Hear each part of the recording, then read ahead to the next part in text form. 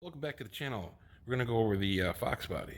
It's been a while since I've done anything to it. I had to do a little bit of maintenance stuff here, like tightening up some clamps and actually moving some pipes around because it was rattling on uh,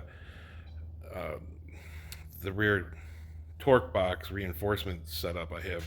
So I got that all squared away because that was really annoying and making the car feel like garbage just because of the rattling.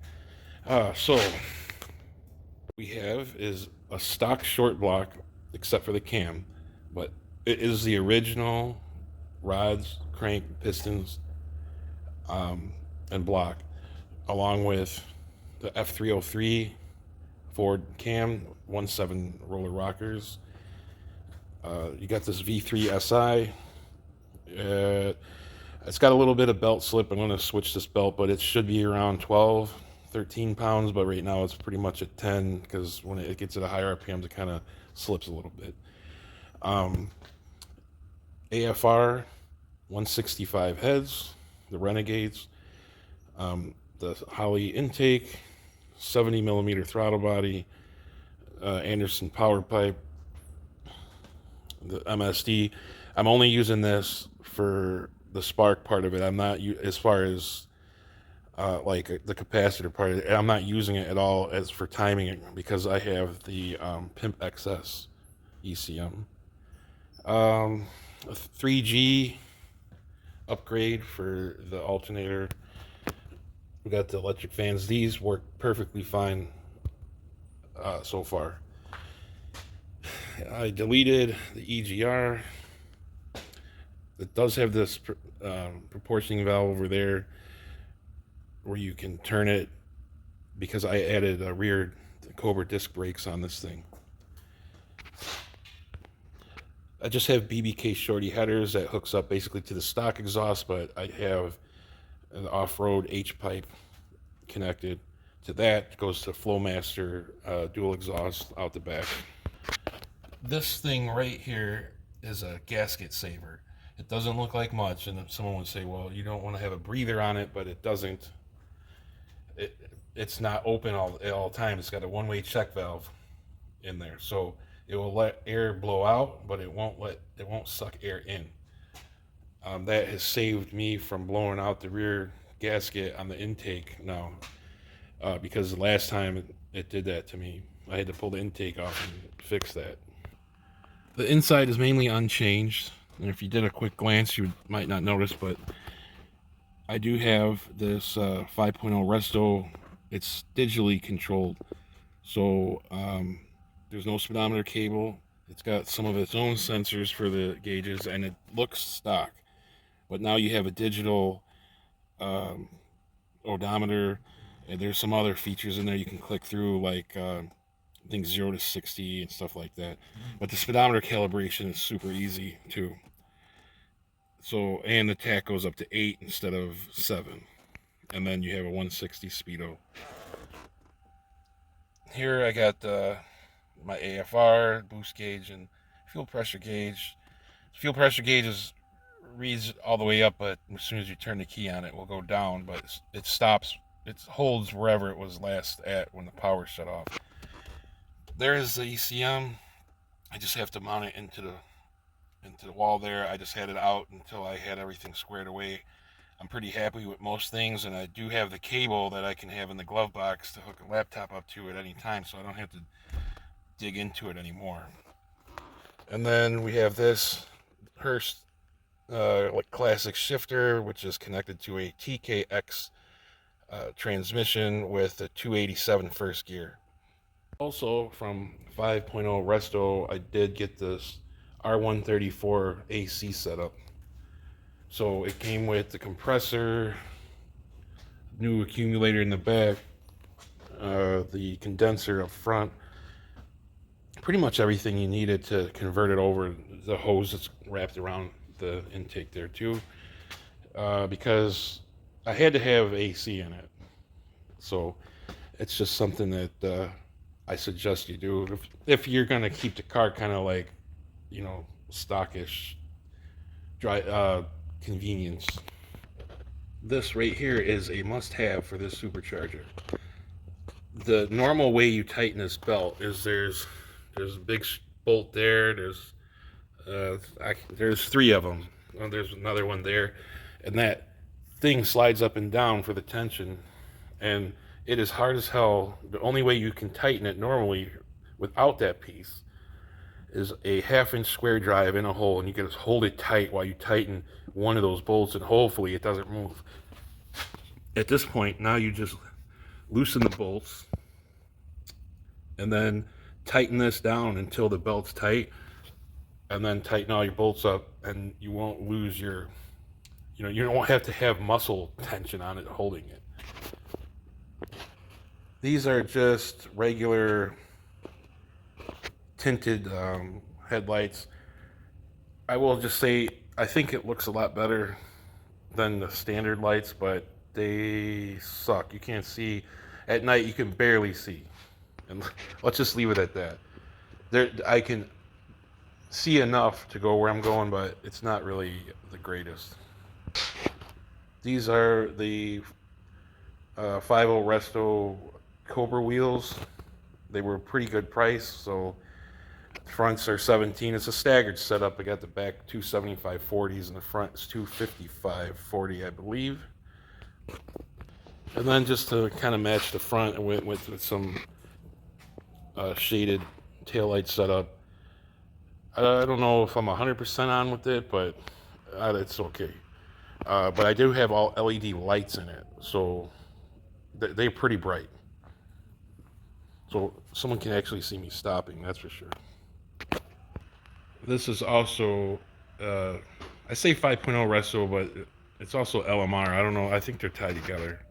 But this is their steel aftermarket hood, which I just thought it was the perfect height with the cowl. It's not intrusive looking out the window. And I do like the fact that it is metal. And overall, the other hood had the black on it. So I just got the vinyl. I did have to get it a little bit different just because it wasn't fitting the taper.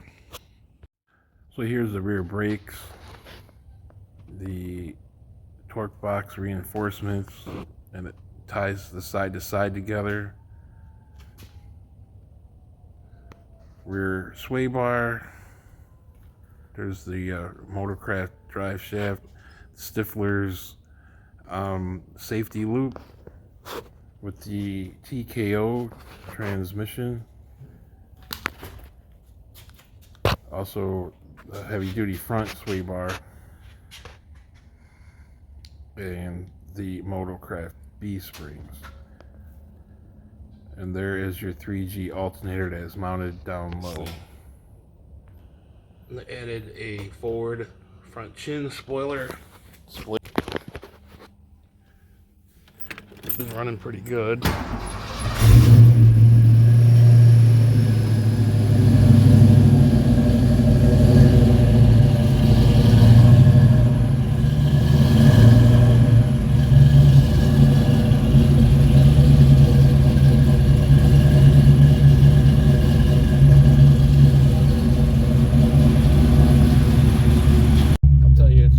Better without all that vibration in that tailpipe.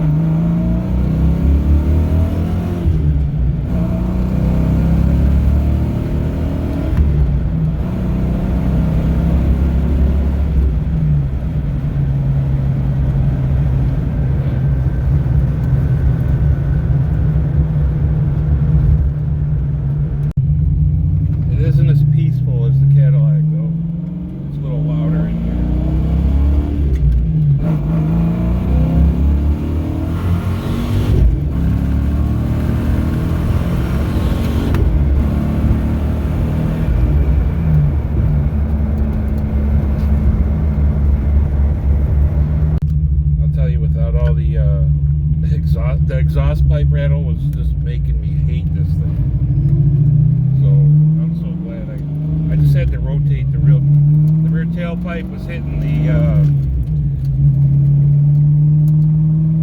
supports I have in the back for the rear frame. Get one last hit on the last road here.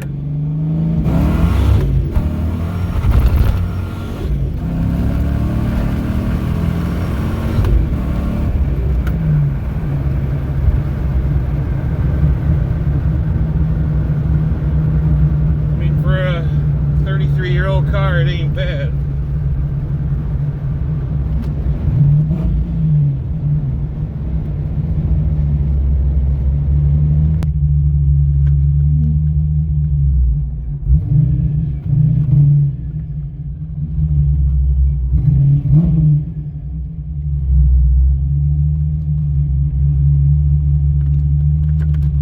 And back home. Opted for the TKX with the 287 first gear for a couple reasons.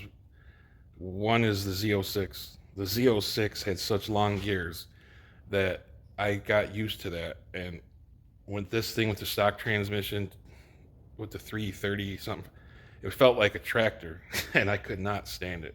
So I wanted the gears a little longer, and also with that I have a 355 in the back. I'm not going to change that. That's just what it's going to be.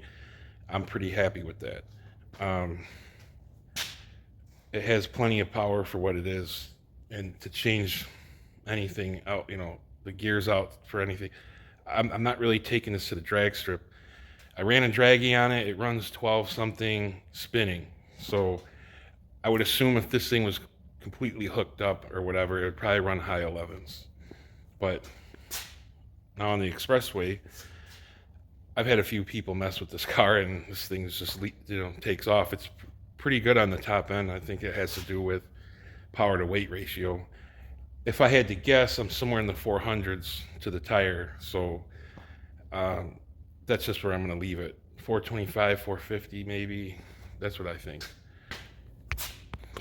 I want to say with the draggy, now this is a full weight car, and it actually probably has more things on it than it did originally. So it ran 116 on the draggy in the quarter. So wherever you can figure that out with the weight of the car, I don't think it's too bad. So with all that, the car's pretty much built exactly how I wanted it. Pretty happy with that. So I don't think I'm going to really do anything else to it. The only possible thing I might do is E85 and all the supporting mods in order to convert it to that, but that's about it. And that PCM is capable of doing that. So if I do that, there will be some future videos for that. But with that being said, hope you like what you see. If you want to see something else on this car, let me know. Please like and subscribe, and we will catch you on the next one.